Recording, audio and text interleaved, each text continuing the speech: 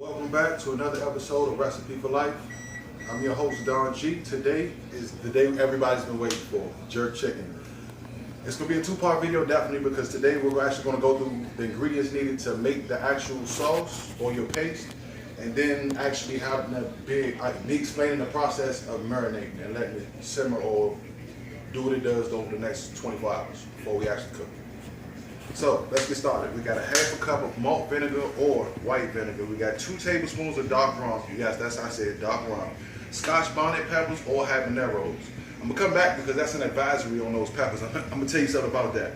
We got 1 red onion is chopped, 4 green onion tops chopped, 1 teaspoon of dried thyme or 2 tablespoons of fresh thyme leaves chopped, 2 tablespoons of olive oil, 2 teaspoons of salt, 2 teaspoons of freshly ground black pepper, of course, 4 teaspoons of allspice, 4 teaspoons of ground cinnamon, 4 teaspoons of nutmeg, 4 teaspoons of ground ginger, and 2 teaspoons of molasses. And that'll be just for the paste. Now with your chicken, you can take whatever cuts you want to do, whether it's wings, thighs, quarters, whatever.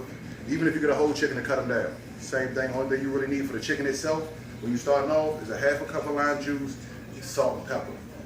Now, for the marinade itself, we're going to take it.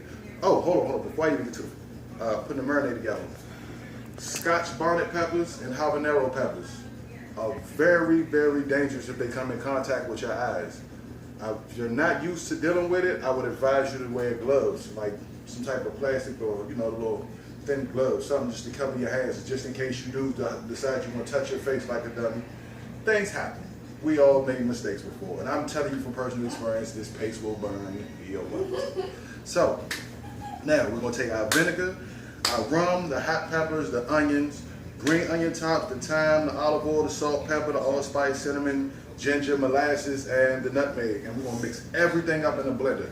We're going to do it until it's mostly smooth, so we're going to pulse it until it's mostly smooth. When it's done, this is how it's going to come back looking, just like this. It kind of looks like spinach almost.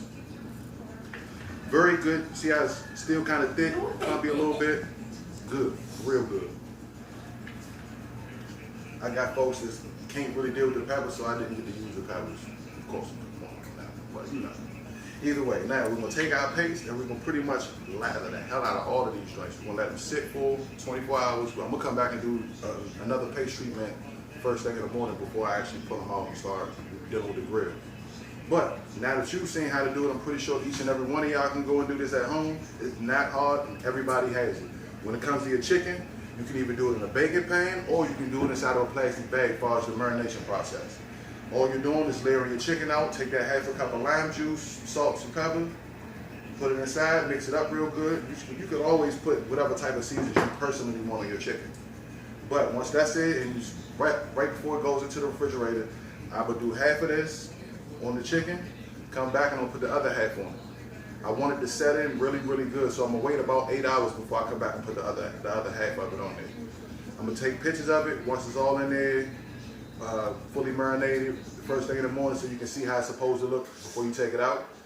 And after that, we'll go through the grilling process. Bon appetit. Until we meet again. Thanks for watching. I'm looking forward to everybody's comments. Thank you.